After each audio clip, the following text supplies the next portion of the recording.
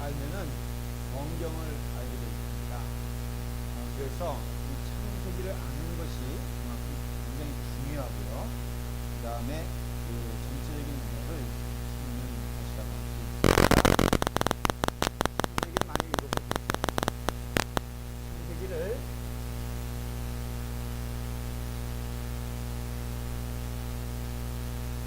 두 개로 딱 나눈다.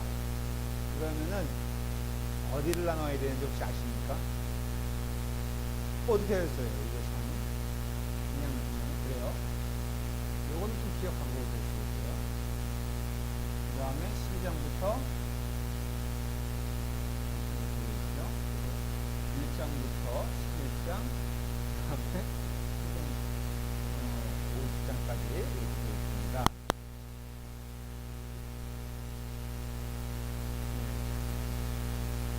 여기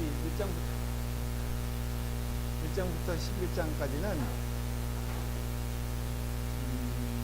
일반 역사를 가리키고 있고 12장부터는 하나님 백성의 역사를 가리키고 있어요. 그래서 이 포인트가 굉장히 여기 12장에 뭘로 얘기가 시작되는지 아십니까? 12장 아브라함으로 시작되죠.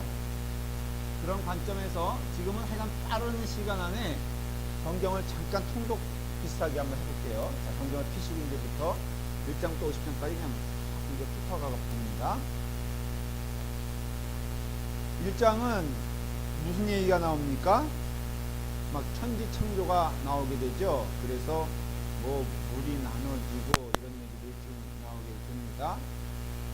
그 다음에 특히 1장에서는 하나님의 형상, 우리가 어떻게 지어졌느냐 라고 할 때 그 하나님의 형상에 대해서 얘기를 하죠.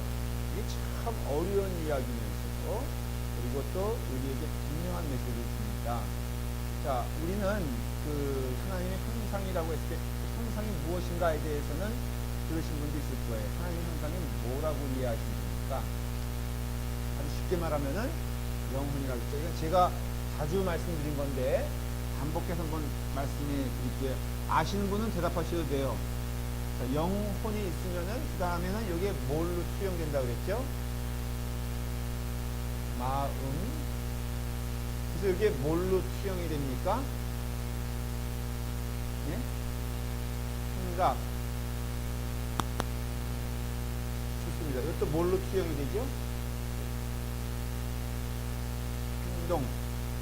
특별히 행동이라고까지 말하기 전에 아주 중요한 영적 본능이 있는데 이게 뭐냐면은 말이에요.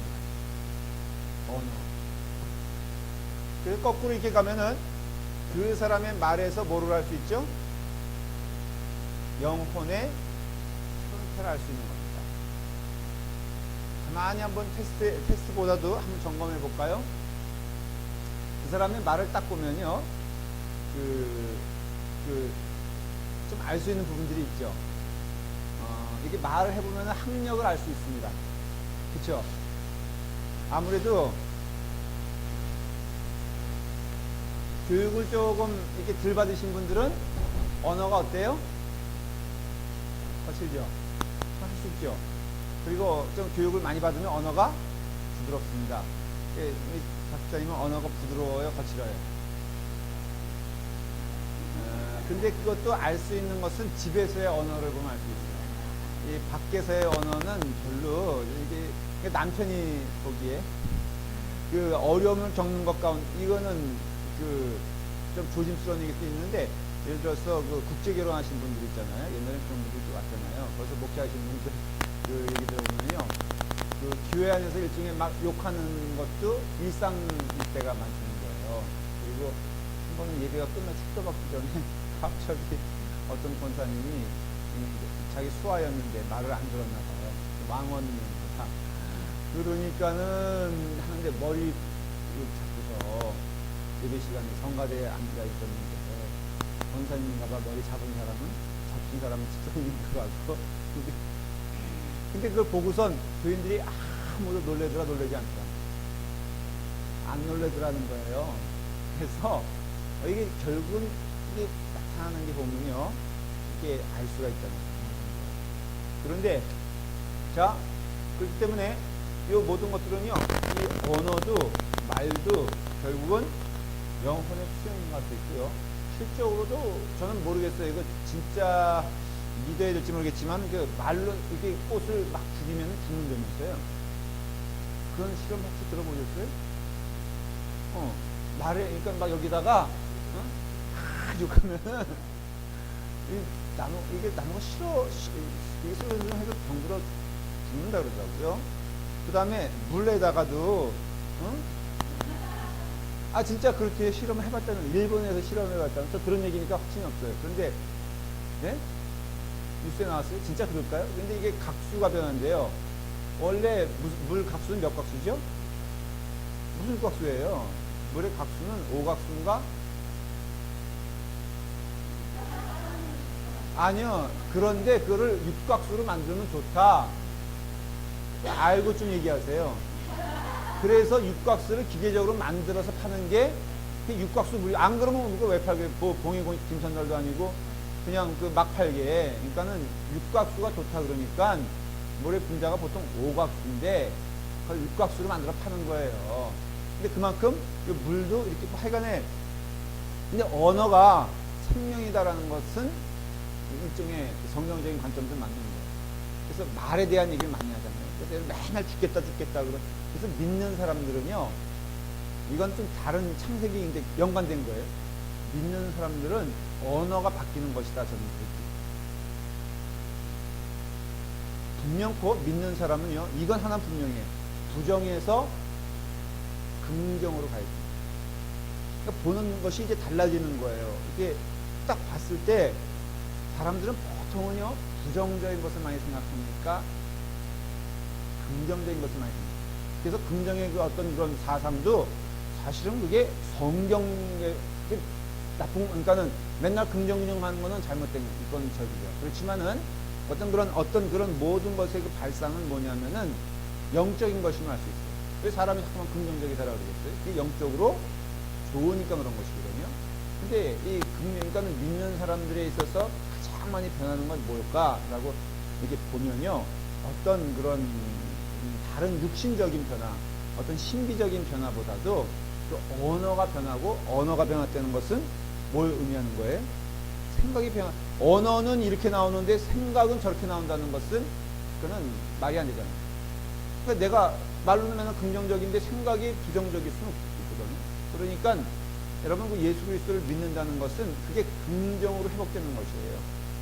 흔히 하는 얘기, 사탄은 맨날 안 된다. 그러니까 사탄은 있던 것을 변질시킨 게 사탄. 쉽게 말하면 하나님이 창조한 세계를 예를 들어서 변질시키는 게 뭐예요? 사탄의 일이에요. 자, 음식도 말이에요. 이거는 비유가 될지 모르겠어요.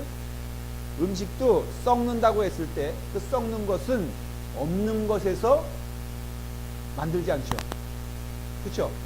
있는 것에서 썩게 만들지 없는 것을 썩게 만들지 못해요.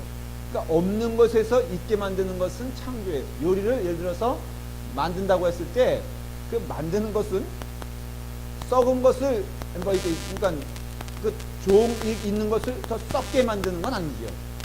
물론 혹지 않은 여러분들 가운데에는 그냥 먹으면 더 맛있을 거를 괜히 손대가지고 맛이 없는 경우는 있어요.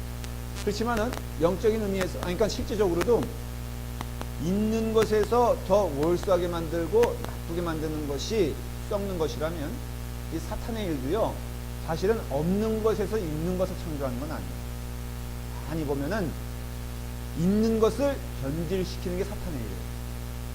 교회 안에서도 그럴 수가 있잖아요. 어떤 사람들은 그냥 있는 거 가지고 계속 그렇게 긁어서 상처를 내는 경우가 있어요. 제가 이 말을 한번 하고 싶은데, 우리가 너무 아군과 적군을 구별하지 못해요. 이 신자들의 문제가 뭐냐면은, 적군은 어디 있어요? 적군은 어디 있어요? 적군은 세상에 있거든. 근데 하는 거 보면은 맨날 교회 안에서 싸워. 왜 이렇게 싸움들을 해? 그러니까는 적군은 이거 조금, 예를 들어 교회 안, 적어도 이건 믿으셔야 돼요. 이건 믿으셔야 되는 게, 적어도 교회 안에 있다. 그러면은 아군이에요, 적군이에요. 그래서 예수 믿으려고 모였겠지. 아니, 여기서 뭐 누구 나쁜 짓 하려고 모이는 사람은 없을 것이다라는 믿음을 가졌어요. 그러면 내가 좀 이렇게 안 맞아도 어때요? 우리 주의자 선생님도 사실은 소리 막 이상하게 내면은 믿잖아요. 제가 지난번 석회 때 너무 웃기는 일이 있었어요. 옆에 최정관 어머님이 있었거든요. 근데 이분의 실체를 제가 몰랐어요, 그동안은. 그냥 생각으로 돈만 들었었지 몰랐는데, 너 찬성을 불렀어요. 뭐더라? 오케이. 그거였어요. 그건 두 번째 노래였고, 첫 번째는 주 안에 있는, 하여간 예를 들어서 주 안에 있는 나에게 딴 것이 이거 같았어요. 그런데, 이제, 그 다음에는 뭐라고요? 주님의 마음을 본바, 이거였는데, 주님의 마음을 본바. 그래서 제가 얼마나 웃겼는지 몰라요. 야, 이분은 이렇게 하는구나, 노래를. 이분이 선창하면 큰일 나는 거야. 근데 문제는 그분이 그렇게 하니까요. 문제는 또 목소리는 커요.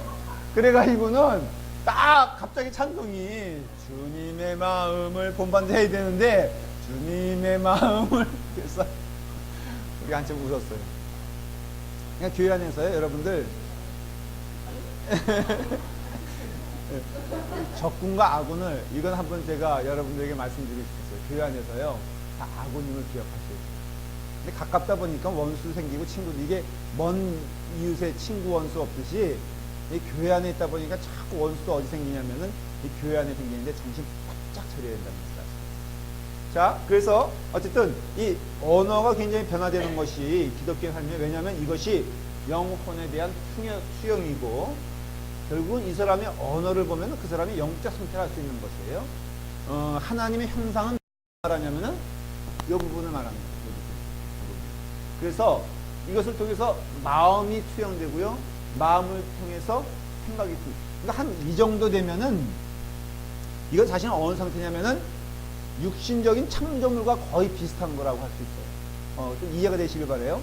이건 물론 물량으로 잴 수도 없고 이것은 눈에 보이는 건 아니지만 적어도 생각 정도가 되면요, 사실은 어떻게 이해하셔야 되냐면은 이거가 비슷한 거라 이거예요. 생각은 우리가 다 볼 수 있고 알 수 있잖아요. 물론 상대방에 대해서는 완전히 몰라요. 그렇지만 자신은 알죠.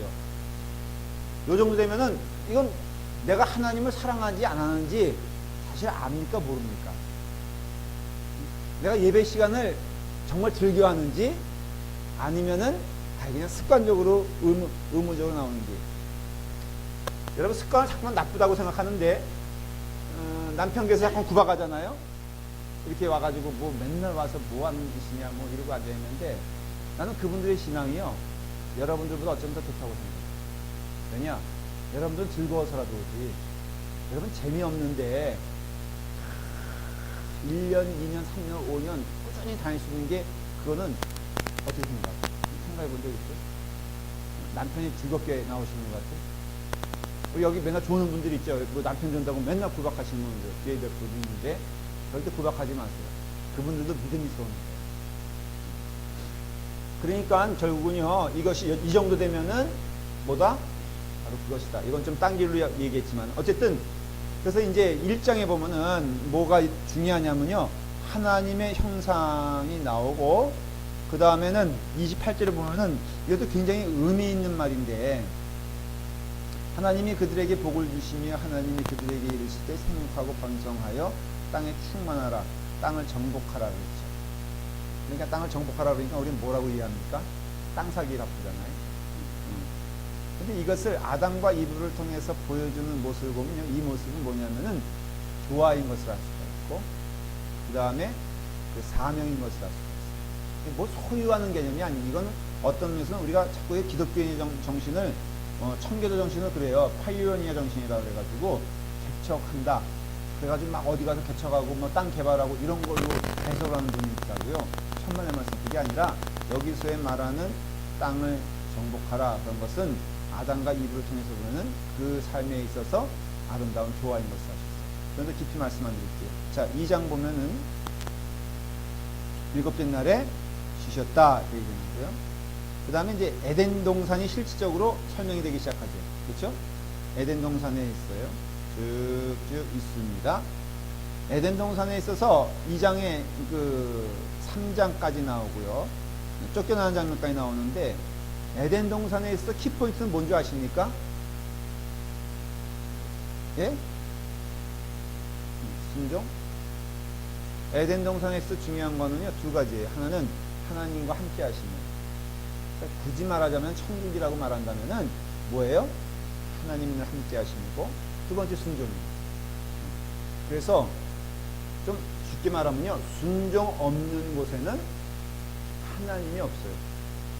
그래서 순종 없는 곳에는 참 기쁨이 없는 것과 똑같아요. 그래서 인간이 불행한 이유는요, 인간의 가장 그 독특한 특성 가운데 하나가 여러 가지인 것처럼 보이지만은 순종하기를 기뻐하지 않아요. 왜 순종하기를 기뻐하지 않느냐? 하나님 없는 곳에서는 자기가 왕이기 때문에. 그래서 순종하기를 기뻐하지 않는 곳에는 결코 참 행복이 없는 게, 거기에는 하나됨도 없고요, 사랑도 없죠. 내가 왕이니까는 내가 왕 되기 위해서, 여러분 지금 여기 아무도 없어, 나만 있어, 내가 왕이다 그러면 어떤 것 같아요? 골방에서 이거 저기 스릴리언 카메라 딱 놓고선 야 나는 왕이야 그러면은 이거 어떤 것 같아? 미쳤죠. 적어도 왕이 되려면 몇 명이 있어야 돼? 돈키호테도 누가 있어야 돼? 시종이라도 하나 있어야지 돈키호테가 되는 거지. 혼자는 돈키호테가 안 되잖아요. 그러니까는 결국은 이게 영적인 의미지만 실질적으로도 둘 사이가 되면요, 이게 나눠지는 것을 인간은 경험해요. 그래서 부부가, 하나님 앞에서의 부부가 참 귀한 것은 서로 이렇게 나눠지는 관계가 아니라 뭐예요? 이렇게 되고, 거꾸로 어떻게 돼야 돼요? 이렇게 돼야 되죠. 무슨 얘기인지 아세요? 부부간의 행복이라는 것을 경험할 때는요, 이게 아니잖아요. 내가 당신, 여자 남자 기싸움, 저는 기싸움, 정말 부부 이렇게 연을 맺어서 결혼하면은 부부간의 기싸움이란 게 있나요? 여러분들 해보신 적 있어요? 여러분 안 아세요? 그런 거 경험하고 보신 분 혹시 간증 삼아 얘기할 분 있어요? 나는 정말 그런 경쟁심을, 근데 제가 상담을 해보니까요, 그런 분이 있더라고. 많이는 아닙니다. 근데 이게 이렇게 되는 것도 아름다운 게 아니고 사실은 이렇게 되죠. 저는 그 사랑으로서 섬기고, 사랑으로서, 그럼 남편한테 내가 하면 손해보는, 저는 정말로 상심의 기쁨을 몰라서 그러는데 절대로 손해가 아닌 것을 알 수 있어요. 근데 하여간 그래요. 자, 그런 다음에 이제 그래서 아담과 하와를 쫓아낸 4장에 보면 본격적으로 이것도 굉장히 중요한, 창세기 4장도 키포인트예요. 누가 나오기 시작하냐면은 가인과 아벨이 나오죠. 가인과 아벨이 나오는데, 나와서 결국은 누가 어떻게 되죠? 죽어요. 누가 죽어요? 아벨이 죽죠. 그렇죠? 그래서 여기서 이제 논쟁이 되는 거예요. 왜 논쟁이 되냐면은 가인 하나 남았는데 일단은 어디서 여자를 얻어서 결혼했느냐, 이런 질문을 하세요. 그런 거 좀 궁금하지 않으세요? 자, 아담과 이브가 있으면은 딱 자식이라고는 둘 뿐이 없었어요. 그렇죠? 그러니까는 가인과 아벨인데 가인이 아벨을 죽여버렸다 이거예요. 근데 16절에 보니까 가인이 여호와 앞에 떠나서 에덴 동산 롯 땅에 거주하더니, 그 다음에 이제 목사님도 굉장히 혼동되는 얘기가 나오는데, 덜컥 누굴 만나요? 네? 그 다음에 누굴 낳아요? 에녹을 낳잖아요. 그러니까 가인이 아내 이름 나와 있지 않은데 대체 누굴 만나서 아내를 만들었냐 이거야. 이걸 논리적으로 뭐 설명하기 어렵습니다. 뭐 그 당시에는 뭐 한 900년, 800년 살았으니까 그 사이에, 그러면은 아주 죄송한 얘기인데 이게 무슨 상관이 되죠 이게? 그래요. 근친상간이 돼버리는 거야. 틀림없이 아담과 이브가 하나 또 태어났는데 이게 딸인데, 그러면 자기 신의 이런 얘기 들으면요, 이게 뭐냐라고 돼버리잖아요. 이런 질문이 나오는 게 이 부분들이에요. 이제 근데 이제 자 쭉 나와서 애도 많이 나요. 그렇죠? 뭐 죽었다는 얘기는 없으니까는 이게 계속 살았느냐 그것도 몰라요. 자, 이렇게 나와서 이제 5장부터는 계보들이 나옵니다. 그 5장은 좀 신학적으로는 좀 이해해야 될 게 있어요. 뭐냐면은 거기서 반복되어져서 이름들이 나오죠. 이게 좀 지루하잖아요. 그 거기서 나오는 공통적인 게 뭡니까? 죽었다. 그래, 그것도 신학적으로 중요해. 인간을 죽는다. 여러분, 인간은 죽는다라는 그 진리학도 여러분 생각은 어때요? 솔직히 어떨 때 보면은 나날이 세월이 틀려지는 때가 있죠. 그게 한 20대는 아니에요, 분명히. 20대 애들한테는요, 그게 이해가 안 돼요. 30대도 이해가 안 되고, 어디 때부터 꺾이는지 아세요? 첫 번째 징조는 40대예요. 그래서 불혹이라고 그래요, 불혹. 한 인생이 꺾여져 가는 것이 40대. 그때는 인생을 철도 들고, 맞죠, 장로님? 40대가 옛날부터 하나의 큰 정점을, 왜냐면 옛날에는 평균 수명이 몇 살이었냐면은, 아니에요. 42세였어요, 42세. 모르셨어요? 지금 아프리카 남자들의 평균 연령이 얼마인지 아세요? 50대 조금 넘나 그럴 거예요. 그러니까는 40세가 넘어가면요, 그 당시에는 인구의, 뭐 예를 들어서 어쩌면은 굉장히 많은 숫자가 죽어갖고, 40대가 넘으면 인생에 대해서 이제 어떻게 보면은 정리해야 될 때란 거예요, 지금. 우리는 지금 40대 넘어가면 겨우 뭐가 되죠? 집사님 죄송합니다. 연세가. 그래서 40대가 넘으면요, 이게 완전히 한번 경험이 꺾이는 거고요. 50대가 넘어가면은 굉장히 고민을 많이 하는 세대가 돼요. 50대가요, 그게 사실 옛날엔 40대였는데, 아니, 어쩌면 30대일 전 모르겠어요. 옛날 시대에는 막 옛날 사극 보면은 한창 칼 후드로 그럴 때가 20대 중반이라고요. 그리고 30대 되면 이 칼 덜덜덜 떨면서 하기 때문에. 근데 지금 그 나이가 사실은 언제냐면은 50대예요. 그래서 50대에는 남녀 구분 없이 아주 급속도로 그 어떤 그 환경과 심경이 변합니다. 맞습니까? 틀립니까? 아, 여기. 그렇죠. 예. 여기 대답할 사람들 여기 있죠. 김봉선 집사님이 지금 있죠. 조금 느끼죠, 그런 거.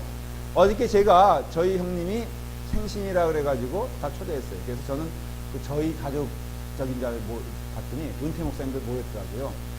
제가요, 점점 느끼는 게 뭔지 아십니까? 제가 상대하는 분들이요, 저보다 젊은 사람보다는 저보다 연세 드신 분들이 많고요.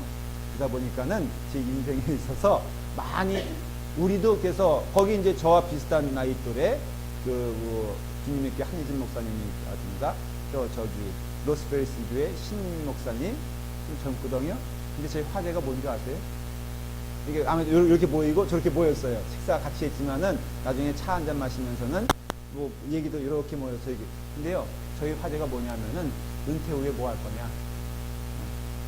그거였어요. 그러니까는 결국은 이게 이렇게 되는 거예요. 죽는다라는 것을 얘기하거든요. 여기서. 죽는다. 그러니까 너희도 죽는다. 그 얘기. 자, 6절에 보니까는 그 죽는 인생들이 무슨 짓을 하느냐 이제부터 나오기 시작해요. 그래서 거기 중요한 사람들이 나오게 되는데, 여러분 그 거기 나오는 이름 가운데 뭐가 있어요? 네피림이라는 사람입니다. 이거는 그러니까 상식적으로만 알아두세요. 지금 제가 전반적인 스토리 트닝처럼 하는 거예요.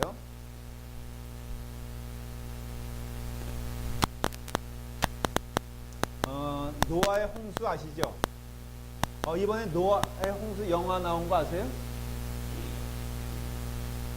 우리 단체로 봐야 될 영화가 2개가 있어요. 뭐죠? Son of God. 그래서 지금 교회마다, 어저께도 좀 제가 들었는데, 그 교회별 단체로 갈 생각들을 하더라고요. 그래서 전체 다 빌려가지고, 그러니까 해가지고, 큰 게 돼서, 우리 교회에서 단체로 한번 가면 어떨까? 네, 그 한글 자막도 나온대요.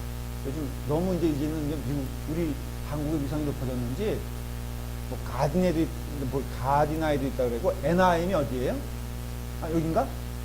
여기도 지금 한국 영화, 그러니까 자막 있는 영화 지금 상영하는 건가? 여기 있어요? 여기서 얼마나 걸려요? 우리 다음에 시간에 그냥 거기 가서 그거 한번 할까? 아니면 교회에 온 교회도 광고하고서 하루 날 잡아서, 그리고 그게 있고, 그게 써나부 가시고, 그건 요한복음을 읽고 가야 된대요. 왜냐면 그 스토리가 요한의 관점에서 만든 거예요. 잘 만들었다. 특별히 제가 프리뷰를 좀 봤는데 영화배우 예수님이요 진짜 잘생겼어요. 그런 점에서는 그거 가짜예요. 예수님은 잘생기지 않았거든. 그런데 이제 그 영화가 있고 그 다음에 노아의 홍수라는 영화가 나와요. 그건 이 유명한 배우인데 이 사람 주연 배우가 러셀 크로우 맞나? 발음이? 그 알죠? 브래디러 그런 거. 영화를 한번 보니까 이거는 아주 잘 이렇게 3D로 만든 영화. 근데 anyway 이 노아의 홍수를 기점으로 해서 세상의 사람이 두 사람이 나와요. 혹시 아세요? 이건 뭘까 여기는? 아니 그러니까 세상의 사람 두 종류의 두세 사람이 나와요. 두세 사람이 아니라 두 세상의 사람이 나와요. 두 명의 세상의 사람. 여기는 네 맞아요. 님으로 맞는데 이건 네피림이라는 거예요. 여기는 노아의 홍수에는 가 나와요. 자 어디 한번 볼까요? 일단은 6장을 보시면요. 한번 읽어보세요. 오늘 개략적인 거니까는 그렇게 뭐 자세히 안 읽어도 돼요. 6장 4절에 보면은 거기 보죠. 네피림이 나오잖아요. 예, 그 다음에 그 후에도 하나님의 아들들이 사람의 딸들에게로 들어와 자식을 낳았으니 그들은 용사라. 이것은 하나님의 아들은 하늘에서 내려온 천사를 말하는 게 아니에요. 하나님의 백성들을 말합니다. 근데 이 자들이 어떻게 된 거예요? 점점 세상의 문화로 들어왔다는 것입니다. 이게 가나안의 문화와 이스라엘이 접속되면 안 된다는 뜻을 말하는 것이고요. 그리고 중요한 것은 우리가 참 그 점은 오늘 이 시대에도 고민되는 게 좋은 것과 나쁜 것이 만나면요 어떻게 됩니까? 좋은 우유 그 다음에 상한 우유가 있으면 이거 합치는 것은 상식적으로 말이 안 되죠. 합치면 어떻게 됩니까? 제가 어떤 분을 봤는데 그 김치를 말이에요. 꼭 새김치가 있고 지역 빠진 김치가 있으면은 지역 빠진 김치 버리기 아까워요. 아니면은 계속 갖고 싶어요. 근데 이 흑김치를요 꼭 새김치에다 텀벙 집어넣는 거예요. 아깝다 그래가지고 그럼 어떻게 되는 거야? 제 상식에는 그러면은 김치가 다 맨날 지역 빠진 김치만 먹는 거야. 그 인생은. 그러니까는 이 신앙에도요 똑같아요. 여러분들 좋은 것이 있고 나쁜 것이 있잖아요. 그럼 이것이 충돌을 일으키는 게 아니라 합쳐져 버립니다. 참 이게 우리 신앙생활에서도 문제가 되는 게 그런 것과 똑같아요. 우리가 세상 문화와 접하면요 사실은요 세상 문화와 급속하게 어떤 신앙의 문화로 이렇게 들어오는 경우를 보게 돼요. 이런 것들이 지금 계속해서 지금 보는 거예요. 그래서 7장에 보면은 거기 보면은 뭐라고 돼 있어요? 이제 노아의 홍수가 있어서 완전히 쓸어버리죠. 그 다음에 8장에 보면 노아 홍수가 끝나고요. 그 다음부터 뭐가 나오기 시작하냐면 다시 번제가 가인과 아벨 보면요 번제의 다시 말하면 제사의 문화가 있었다 하는 것을 의미하는 것이에요. 가인은 어떤 제사를 드렸을까? 아벨은 어떤 제사를 드렸을까? 아벨은요 그러니까는 양을 잡아왔어요. 그렇죠? 양을. 그 다음에 가인은 농사했어요. 그래서 이건 뭐 어떤 사람들은 그래요. 이건 그러니까 농경 문화와 유목 문화의 뭐 충돌이다 이렇게 얘기하는데 이건 그렇게 해석할 문제가 아니에요. 양의 제사가 이건 양을 잡은 거잖아요. 그렇죠? 양을 죽인 거죠. 일종의 피를 보는 거죠. 그러니까 성경에는요 제사 의식은 물론 소재를 그러니까는 그 곡식을 가지고 드리는 제사가 있어요. 그러나 그 제사의 의미는요 피 흘림이 있다는 것을 알 수가 있어요. 근데 이것은요 성경은 놀랍게도 누굴 예시하고 있다고 그랬죠? 이걸 아셔야 돼요, 여러분들. 예수 그리스도를 예시하고 있는 거예요. 그래서 이 성경을 배운다, 우리가 신앙을 배운다라고 했을 때는 예수 그리스도를 배우는 거예요, 사실. 그러니까는 이게 아벨도 양의 문화거든요. 그러니까 양을 잡은 거거든요. 그러니까 피 흘림. 근데 이것은 또 신학적으로 말하면 원로는 그 첫 번째 오리지널은 누가 이걸 하셨냐면은 하나님이 하신 것을 알 수 있어요. 하나님이 아담과 이브의 옷을 만드실 때 뭘 잡습니까? 피 흘림이거든요. 이게 참 이해가 안 되는 게, 아니 패브릭도 있고, 여러분 가죽 옷이 좋아요? 아니면은 식물 옷이 좋아요? 둘 다 좋아요? 네? 따라 참 여러분들은 참. 그러니까 지금 뭐냐면은 아담과 이브는 패브릭을 입은 거고요. 하나님은 가죽 옷을 입힌 거예요. 근데 이것을 그렇게 이해하시면 안 되고요. 누군가 죽어서 내가 산다는 것을 의미합니다. 그게 바로 누구냐? 예수 그리스도라 이거. 그래서 제사법 보면 철저히 거기는 뭐가 있냐면 피 흘림 있는 것을 알 수 있어요. 그리고 그것의 구원이거든요. 그러면 구원은 누군가 피 흘려 내가 구원받았다는 뜻이에요. 이것을 잊게 되면요, 감사도 없어지게 되죠. 은혜도 없어지게 되죠. 그렇잖아요. 그렇잖아요. 여러분들, 그러니까는 그것을 지금 성경은요, 이게 흐름이 있는 거예요. 지금 굵은 포인트를 잡아야 돼요. 창세기에서는 몇 가지 포인트가 있어요. 누가 창조하셨다? 그러니까 주인은 누구다? 너무 당연한 얘기죠. 거기에 뭐가 있어야 된다? 뭐 이런 단어가 나와요. 순종해야 된다. 두 번째는 누가 피 흘려서 누가 산다, 이런 것이 나와요. 그렇죠? 그게 바로 예수 그리스도의 대속의 은혜를 얘기해 주는 거라 이거예요. 그 다음에 또 뭐가 아까 얘기한 것 가운데 뭐가 있을까? 그러니까는 창조를 했을 때 주인이 하나님이시니까는 우리는 어떻다? 그 자리매김이 순종이다라는 것을 알 수가 있어요. 그러니까 순종이 없는 믿음 없다는 것을 알 수가 있고, 그 다음에 누구나 죽는다라는 것을 얘기할 때는 우리는 이 땅에서 영원히 살 자들이 아니라면 성경의 뒤에 이야기들이 막 이해가 되는 거예요. 아, 그러니까 자꾸만 예수님이 준비하는 삶을 살라고 그랬구나. 열처녀의 비유, 그 다음에 부자에 대한 비유, 거지와, 그러니까 나사로와 부자에 대한 이야기, 예수님이 하신 얘기의 100%는요, 잘 들으십시오. 영원에 대한 얘기. 우리가 정말로 오해하는 게 뭐냐면은, 예수님이 하신 설교 다가 뭐냐면은 영생을 준비하는 말씀이고 천국에 대한 말씀이에요. 근데 우리는 이 땅에 살면서 그거에 대한 전혀 준비가 없고 관심이 없다면 실패한 인생이에요. 근데 여러분들 지금요, 이렇게 믿음 생활하는 거 막, 오늘도 보니까 오자마자 뭐가 좋다, 그냥 그 된장찌개 끓여가면서 우리 집사람이 그러더라고. 아쉽게는 손님 있어 저희가 점심 약속 있는데 삼겹살 구워 먹는데, 배집사님이 가져오셨다. 그렇죠? 내가 보기엔 남편 몰래 또 어디서 또 그 박스 뜯어가지고 몇 개 가져온 거 아니야? 응? 근데 그런 거에 너무 우리가 즐거워서, 그거 아니고 그렇다, 그 뭐 잘못됐다는 게 아니라 우리가 영생을 설교하는 줄 알아요.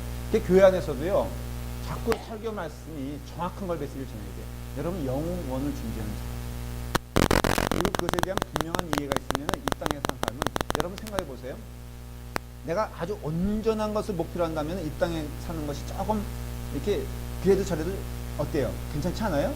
먹는 것도 이렇게 먹어도 좋고 저렇게 먹어도 좋다, 이런 상황이기 때문에. 그러니까는 우리가 그거 생각해 보면은 우리 영원에 대한 얘기를 하고 있는 거지. 창세기도 마찬가지예요. 지금 자, 그런, 그래서 9장에 보면은 이제 딱 해서 뭐가 나오죠? 무지개. 이거 하나 기억하셔야 돼요. 내가 다시는, 하나님께서 뭘 약속하셨죠? 그 다음에 홍수 이야기 통해서 물론은, 그래서 이건 진짜로 문자적으로 믿는다면요, 여러분, 홍수로서 망하지 않아요. 그래서 근데 요한계시록을 보면은 아주 또 종말의 세계에서 말을 하는데, 거기는 물에 대한 얘기가 많나요? 불에 대한 이야기가 많나요? 불에 대한 얘기가 많아요. 그래서 진짜로 불로 근데 조짐 보니까는 우리가 망했다 그러면 뭘로 망할 것 같아? 솔직히 말을 해서. 지금 김정은 씨가 굉장히 지금 의외로요, 세계에서 김정은에 대해서 전전긍긍하는 이유가 있어요. 지금 미국이 특별히, 미국뿐 아니에요. 사실은 중국도 지금 왜 그런지 아세요? 이게 지금 핵이 이제 점점 있는데 이것을 어떻게 할지를 모르는 거예요. 그러니까 제일 무서운 상대가 뭐냐면은 예측 가능한 상대는 괜찮아요. 예측하기 어려운. 근데 예측하기 어려운 자가 누구냐면 코너에 몰린 쥐라 이거야, 쥐. 쥐가 어디를 튈지 모르고 누굴 물을지 모르는 거예요. 그래서 제일 무서운 게 코너에 몰린 쥐처럼 지금 김정은이가 무서운 거는 이게 보통 상식으로 대하면은 뭐 있잖아요. 근데 이건 죽기 살기로 대하면요. 여러분 못 당합니다. 싸움에도요. 제가 싸움의 비교 하나 말씀드릴게요. 한 곳에 집중해서 공격하잖아요. 그러면 사방에 날리는 주먹보다 훨씬 더 강력합니다. 그러니까 내가 여러 군데 맞아도 있잖아요. 꼭 코를 노리세요. 이렇게 싸우실 때 코를 노리고 집중적으로 하면은 누가 이겨요? 그냥 막 이렇게 눈 막 감고 이게 아니라 눈 똑바로 뜨고서 코만 노리다 팍 하면요. 갑자기 해가네. 그래서 종말의 때가 됐을 때 이제는 물의 심판이 아니라 불의 심판이다 라는 것을 얘기해 주고 있어요. 10장 넘어가 보면은 노아의 아들들의 족보가 나오죠. 11장에 유명한 뭐가 나와요? 바벨이 나와요. 바벨. 그렇죠? 바벨이 나오는데 언어를 혼잡하게 하는 이건 심판이에요. 자, 물로 심판하지 않는다 그랬어요. 그 다음에 불로 심판하는 것은 마지막이에요. 그러면 그 중간에 심판은 뭐가 있을까? 이런 종류들의 심판이 나오게 되는 거예요. 그래서 중간 심판은 가만히 성경을 보니까 뭐가 아니면 흩어짐의 특징이 있는 거예요. 뭐 영적인 걸 해석하면요. 자, 여기도 말이에요. 여러분, 우리가 흩어진다고 했을 때 좋은 면에서 흩어지는 경우는 100% 없습니다. 그렇죠? 아담과 롯도 좋아서 흩어진 게 아니에요. 그러니까는 이게 선한 결과는 사람들을 이렇게 모으게 하고요. 나쁜 결과는 사람들 정말 흩어지게 만들어요.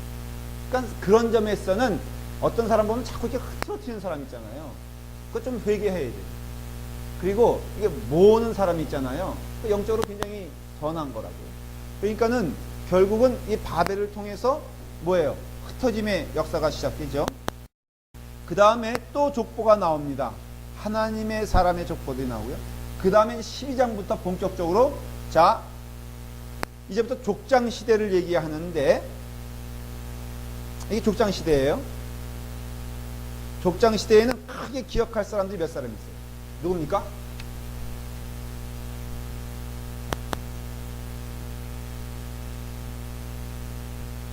아브람, 이삭, 그 다음에 야곱, 그 다음에 누가 있죠? 지구 할게요.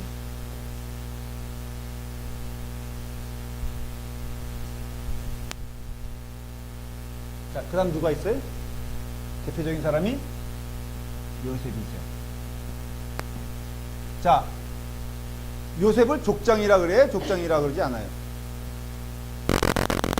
네? 요셉을. 족장은 뭐죠? 족장이란 개념을 잘 모르시는구나. 족은 뭐예요? 돼지족이에요? 족속이잖아요, 족속. 근데 여기서 이 족이라고 말하는 것은 유목사회에서 한 단위를 말하는 거예요. 족장이라 그러면은 한 마을의 촌장. 그러니까 직접적인 연결이 있는 연결체 가운데 우두머리를 족장이라 그런 거예요. 그러니까 예를 들어서 성씨가 같다거나 아니면 뭐 이런 거죠. 대부분이 그 성씨가 같은 그 시족 이렇게 얘기하잖아요. 그러니까 이건 쉽게 말하면 큰 게 아니죠. 족 다음엔 뭐가 있을까? 그 다음에 족 다음엔 민족이 있죠. 그렇죠?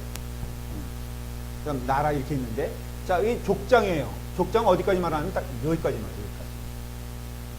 요셉을 성경에선 족장이라고 말하지 않아요.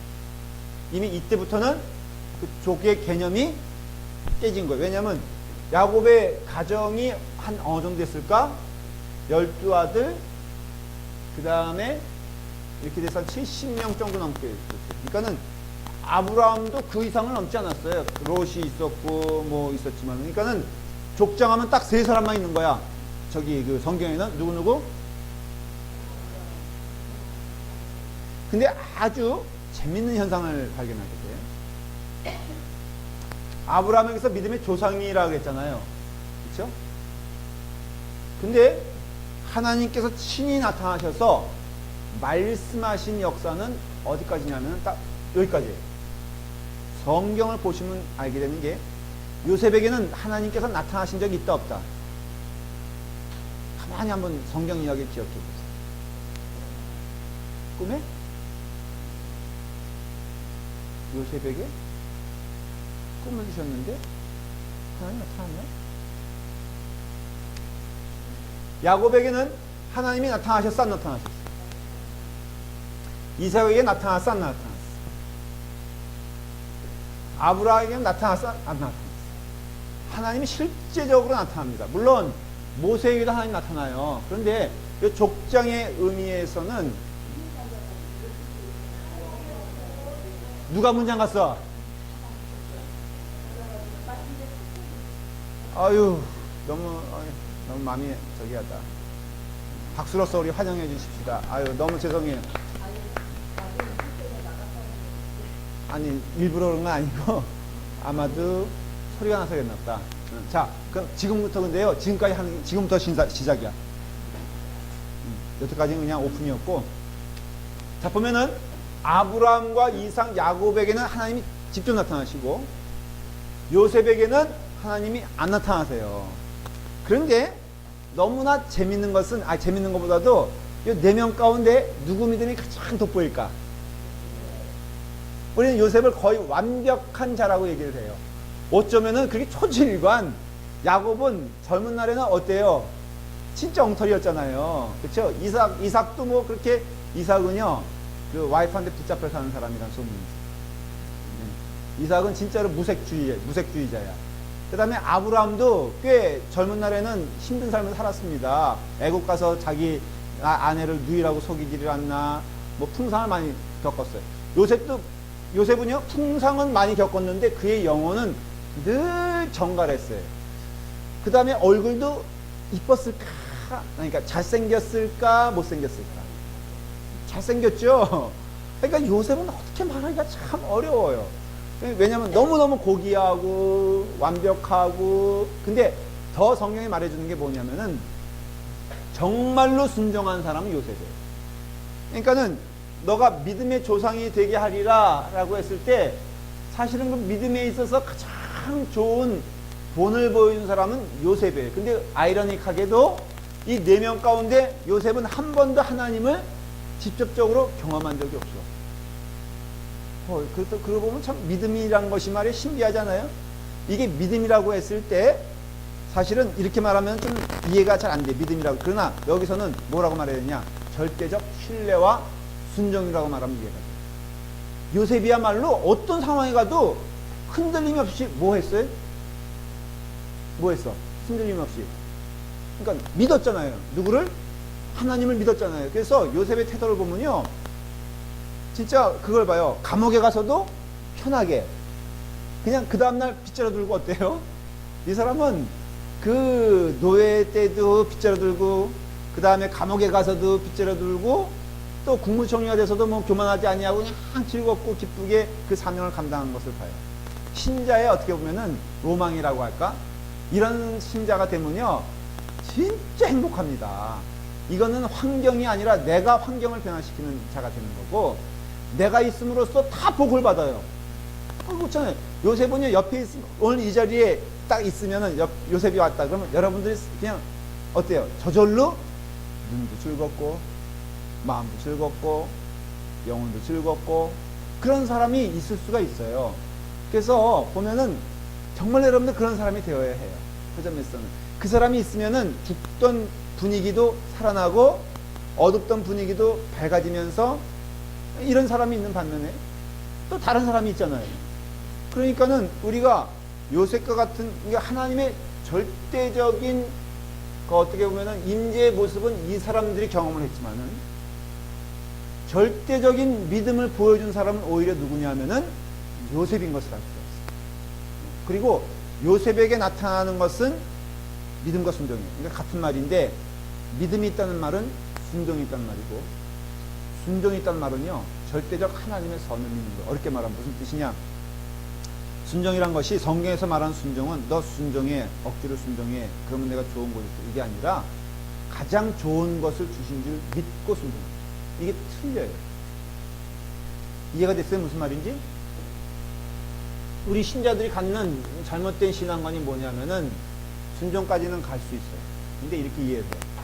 내가 순종하면은 뭘 주신다?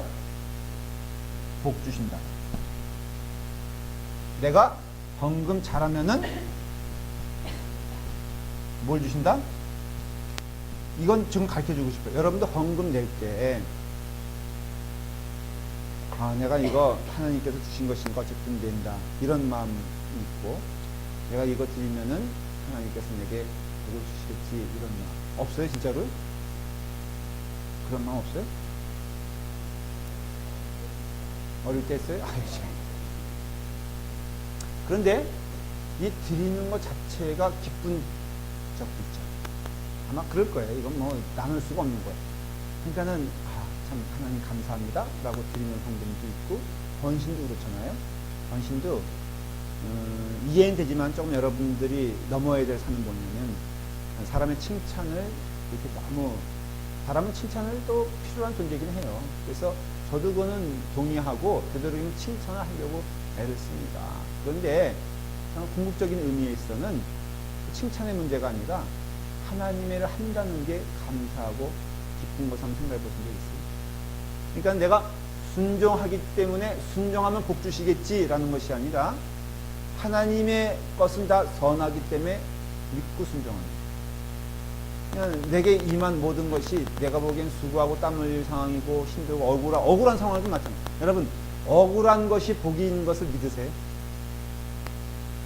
뭐 이렇게 질문하면 이렇게 이해되시죠? 억울한 것이 복인 거 믿으세요, 여러분들? 가만히 과거를, 이제는 그게 연단이 되면요 이해가 되는 게, 내 삶의 성장의 그 분기점을 살펴보면요, 내가 어려웠을 때라는 걸 알 수가 있어요. 내가 오해 당했을, 여러분 기도 많이 하는 때 언제예요? 솔직히 말을 하면 기도, 이것부터 먼저, 기도 많이 하는 게 좋아요, 적게 하는 게 좋아요? 기도 뜨겁게 하는 게, 간절하게 하는 게 좋아요, 아니면 그냥 해도 좋고 안 해도 좋고 이런 게 좋아요? 그러면 여러분 간절하게 기도할 때 언제예요? 아프고 오해받고 가끔 느닷없이 뜬금없이 새벽 기도 와가지고 펑펑 우시는 분들이 있어요. 자, 그러면 왜 울까?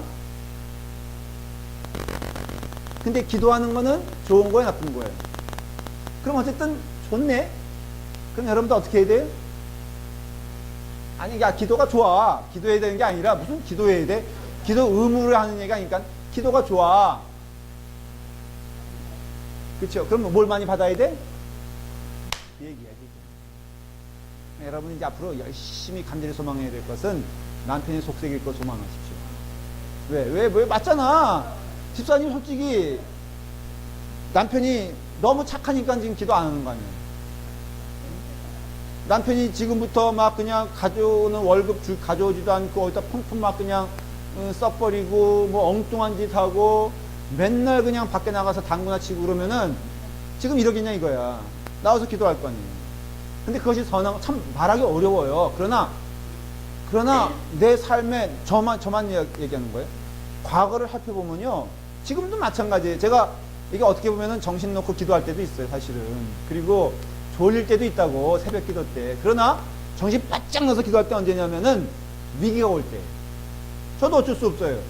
그리고 교인들이 말썽 피우고 기도 제목이 생길 때, 심지어는요 공사도 우리 교육관 저기 하는데, 이게 제가 어저께까지는 기도했거든. 왜냐면 빨리 진행이 돼야 되는데, 어저께요 시 관계자들이 와서 아침에 와서 되게 협조적인 거예요. 그 역시 밥을 좀 사줬더니요, 시 매니저가 오고, 세상에 시 허가해 주는 사람이 와가지고는 이게 짜고 치는 뭐라고 말이에요. 다 조목조목 얘기해 주는 거 있죠. 그러면서 내가 그래서 사정했지. 저 만나러 오는 거예요. 우리 시켜서 이게 사용되는 용도가 뭐냐, 담임 목사를 통해서 분명히 듣고 싶다. 그래서 우리는 뭐 유치원 할 거냐? 유치원 하면은 그냥 트래픽 관계되니까는 아침에 바로 저 앞에 있는 교회 유치원 하지 않냐. 그래가지고 여기 아이들 저기 하는, 굉장히 민감해요. 하는 시간과 그 유치원 트래픽 시간이 걸려가지고 여기 트래픽 잼이 된다. 이제 뭘 의심하냐면은 우리 이거 전후면은 얘네들 그거 하면은 이거 근본적인 지금 트래픽 시스템을 다시 연구해야 돼. 돈이 들어 안 들어. 그럼 또 이제 엄청난 작업이 되는 거야. 막 도랑 뚫고 나갈지도 몰라. 그래서 내가 절대 그건 아니고 who knows. 하나님만 아신다. 그랬더니 이 사람들이요. 진짜 내가 그랬어요. who knows. 내가 지금은 안 한다. 우리 안 하는데 하나님은 모르겠다. 그리고 너 앞날 아냐? You know tomorrow? 그랬더니 씩 웃어. 그러면서 자기들끼리 이러는 거예요. 그렇지. 현재는 안 하지 않느냐. 자기들 레코딩 하더라고. 그래. 모든 기준은 현재로 하자. 아, 할렐루야네. 그래서 현재로 하자. 그렇게 해서 결국은 이것이 넘어갔는데 내가 오늘 기도했겠어, 안 했겠어? 이게 문제야. 어저께까지는 만난다 그러니까 가슴이 두근두근 거려가지고 내가 어저께까지는 기도했거든. 근데 문제가 또 해결되니까는 더 기도해야 되는데 오히려 이 문제가 안심이 되니까는 졸음만 살살 오더라 이거는. 이게 뭐냐? 이게 인간이에요. 지금 제가 이 얘기를 좀 길게 하는 얘기가 사실은 성경 이야기가 지금 이 얘기 다야. 그래서 요셉을 좀 주목해 봐야 되는 게요. 요셉인 창세기 결론으로 끝나게 되거든요. 할 얘기들이 참 많이 있지만은 요셉은 안 보고 순종한 자. 이게 굉장히 중요해요. 믿음으로 순종한 자가 아브라함, 너는 믿음의 조상이 될 것이다 라고 했는데 이 아브라함의 믿음의 조상이 되는 그 꽃이 사실은 어디서부터 피기 시작했냐면 요셉을 많이 연구해야 돼요. 그래서 요셉은 듣지도 않았으면서 순종한 자고요. 보지도 않았으면서도 믿은 자고 철저하게 그는 하나님께서 요셉의 마지막 고백을 보십시오. 보면은 각각의 고백들이 있잖아요. 아브라함도 있고 야곱 같은 경우는 내가 험악한 세월을 살았사오나 이게 바로 하나님을 많이 체험한 삶이죠. 그러나 내가 하나님의 은혜 가운데 살았다. 그렇지만은 요셉은 그 차원을 넘어서 뭐라고 말하냐면은 나의 모든 일은 다 뭐라고 고백했죠? 형제들에게 고백한 게 뭐예요? 하나님이 하신 것이다. 거기에는요 뭐가 있어요? 형제들이 한 말이 뭐예요? 형제들이 벌벌 떨고 있는 이유가 뭐겠죠? 자기 아버지가 야곱이 죽으니까요 장사 지내면서 머리가 복잡한 거야. 왜 복잡해? 이거 장사 끝나면은 저 요셉이 그냥 우리를 주겠느냐? 자기 생각으로 상식적으로 말을 해도 이건 우린 죽었다라고 하는 벌벌 떨고 있는 그 형제들에게 요셉이 한 얘기 딱 하나예요. 하나님이 God is doing. 하나님이 다 하셨다. 하나님이 하신 것, 웅댕이에 집어넣은 것도 하나님이시니까 그러니까 형제들은 거기에서 free. 그 다음에 내가 노예 생활에서 이렇게 된 것도 감옥에 간 것도 하나님. 그러니까 보디발의 아내도 일단 free. 그 다음에 왕 아래 천상천하 아니 그 얘기는 아니지. 천상천하 이어졌구나. 왕 밑에 오직 그 한 사람 그 재상이거든요 옛날에 이게. 그런데 그 요셉이 그런 자리가 있으면 보디발은요 그냥 끝나는 거예요. 그런데 보디발도 요셉의 역사 가운데요 재밌는 거는 보복이라는 게 없었어요. 가만히 한번 보십시오. 보복해야 될 사람들이 꽤 있었어.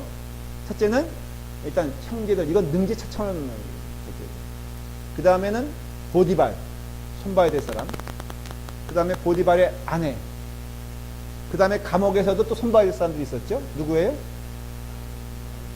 술 맡은 관원 기껏 자기가 자유롭게 해줬더니 이게 나를 완전 3년 동안 그 젊은 표현으로 말하면 쌩 깐다 그러잖아요.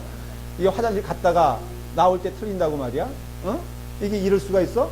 자기가 왕 밑엔 바로 높은 사람이 돼. 그러면 여러분 상식적으로 사람이라면은 뭘부터 시작합니까? 우리 정치사에도 나타나죠. 이거 죽여야 돼 이거.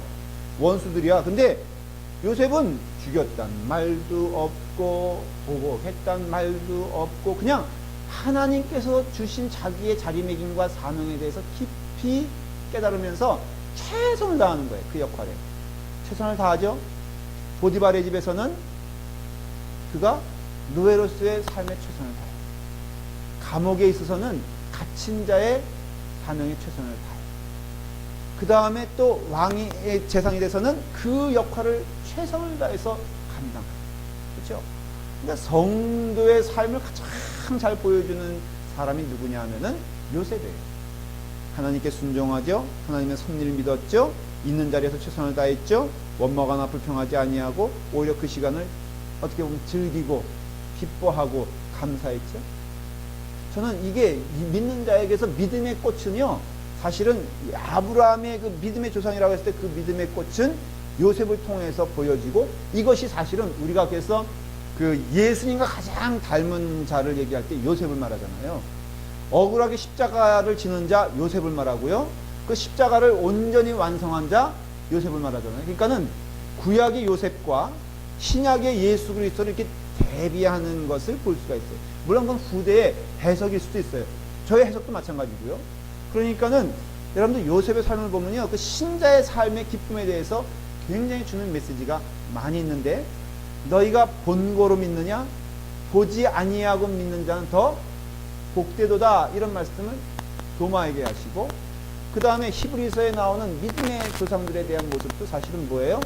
절대적 순종을 통해서 이루어진 믿음을 얘기하지, 내 눈에 보거나 나는요 하나님 보여만 주시면은 정말로 믿음 생활 잘할 것 같아요, 이런 사람들이 있어요. 잘할까 못할까.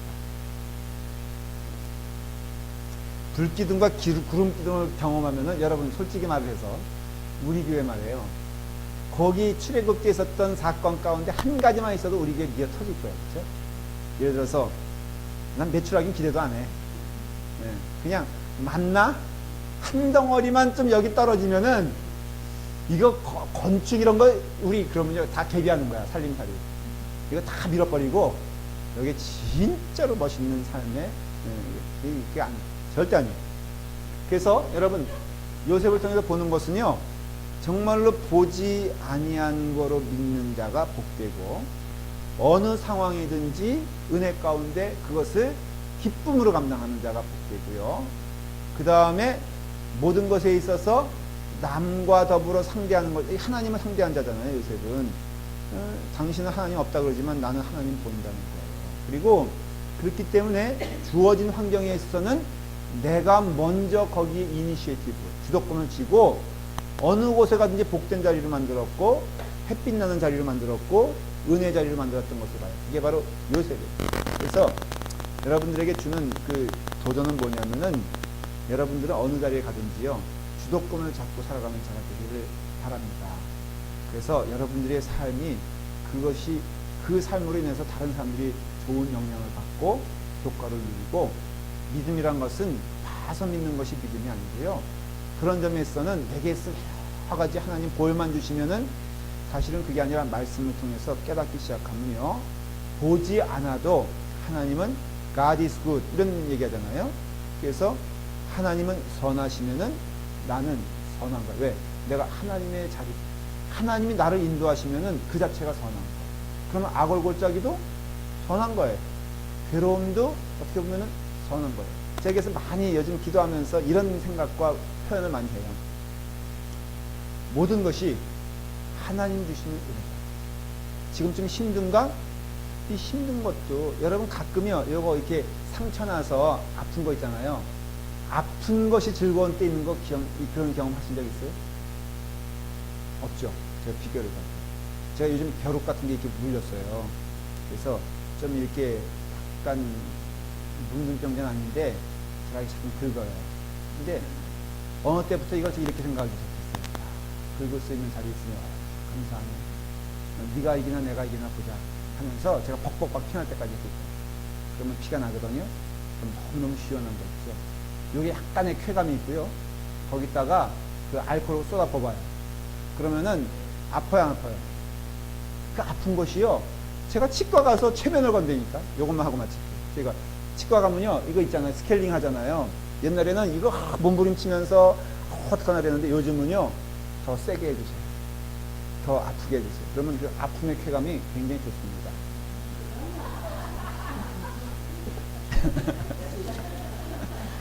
결론이 좀 이상했나?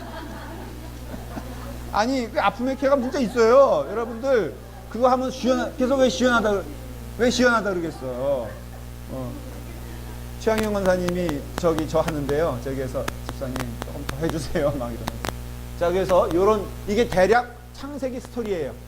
창세기 스토리는 중요한 건 몇 가지만 집었는데 오늘은 제가 이 부분에 대해서 조금 많이 강조했고요. 다음 주에 계속해서 우리 창세기에 대해서 배우도록 하겠습니다. 기도하겠습니다.